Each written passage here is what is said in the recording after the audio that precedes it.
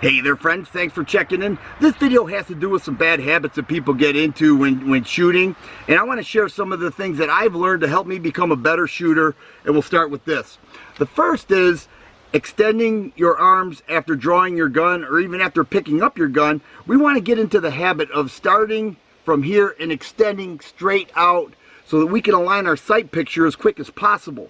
Too many guys will come up like this, or they'll come down like this, and they're not acquiring their sights until their arms are fully extended. Here, at this point, you want to begin to acquire the sights here, so by the time you are in a full shooting position, you are on target.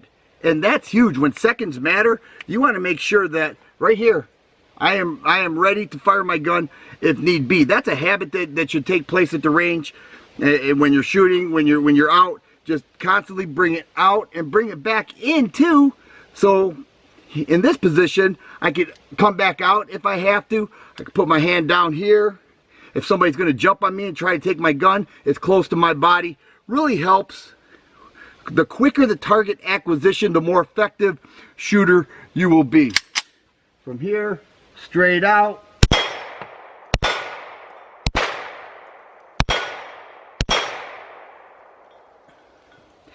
That will always help. The second thing is that when we anticipate recoil, we will flinch. And what happens is we tense up all the muscles in our body, and then by the time we pull that trigger, we flinch.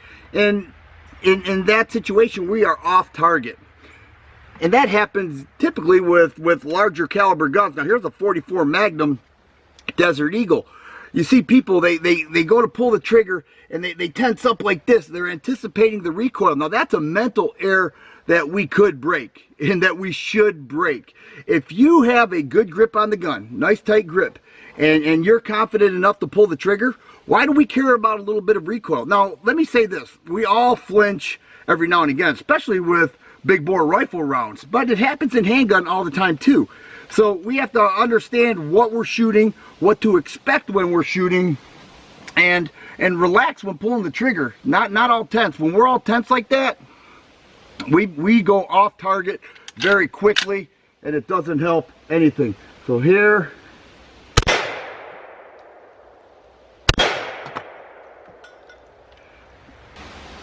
Alright, so I just went and set up the target after knocking it down with that 44 Magnum. Man, I love that round.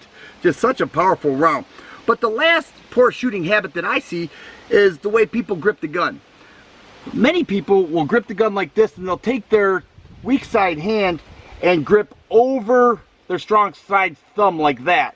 And what that does is it creates a gap right here between the palm and the grip, which also means that this part of the gun here is unsupported. And so what will happen is it'll create more movement in the gun, more movement in your hands.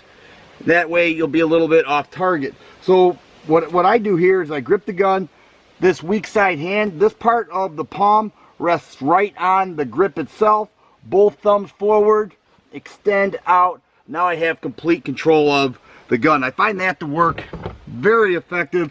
And you know what? The more control you have of the gun, the less recoil you will feel, the less recoil that will move on the gun, keeping you on target a little bit better.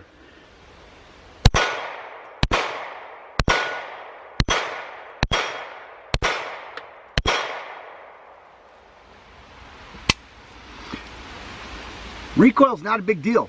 We flinch too much, we hold the gun wrong, and we don't acquire our sights as quick as possible, and what happens is we go off target. I hope that helps. Those 3 tools have helped me throughout the years. Hopefully they will help you. I'm looking forward to hearing what you have to say. If you like videos like this, please subscribe and share. I always appreciate the thumbs up button. Thanks for watching, and you guys be safe.